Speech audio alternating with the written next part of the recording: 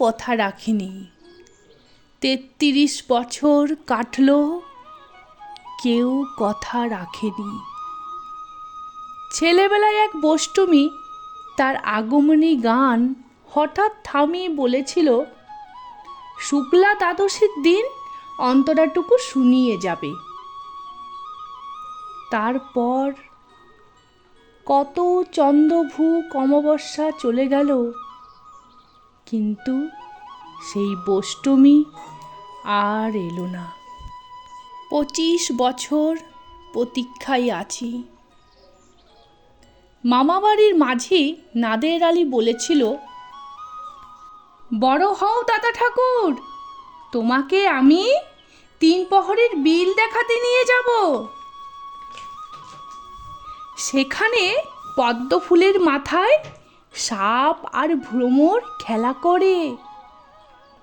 নাদের আলী, আমি আর কত বড় হব?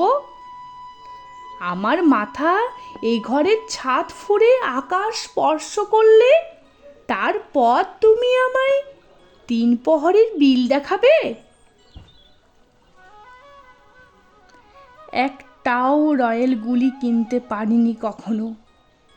লাঠি লজেন্স দেখিয়ে দেখিয়ে চুষেছে লস্কর বাড়ির ছেলেরা। ভিখারির মতন চৌধুরীদের গেটে দাঁড়িয়ে দেখেছি ভিতরে রাস উৎসব। অবিরল রঙের ধারার মধ্যে সুবর্ণ কঙ্কণ পরা ফর্সা রমণীরা কত রকম আমোদে হেসেছে। আমার দিকে তারা ফিরেও চায়নি।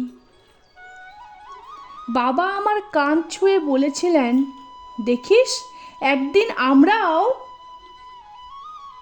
বাবা এখন অন্ধ, আমাদের দেখা হয়নি কিছুই। সেই রয়্যালগুলি, সেই লাঠি লজেন্স, সেই রাস উৎসব আমায় কেউ ফিরিয়ে দেবে না। বুকের মধ্যে সুগন্ধি রুমাল রেখে বরুণা বলেছিল, যেদিন আমায় সত্যিকারের ভালোবাসবে সেই দিন আমার বুকেও এই রকম আতরের গন্ধ হবে। ভালোবাসার জন্য আমি হাতের মুঠোয় প্রাণ নিয়েছি।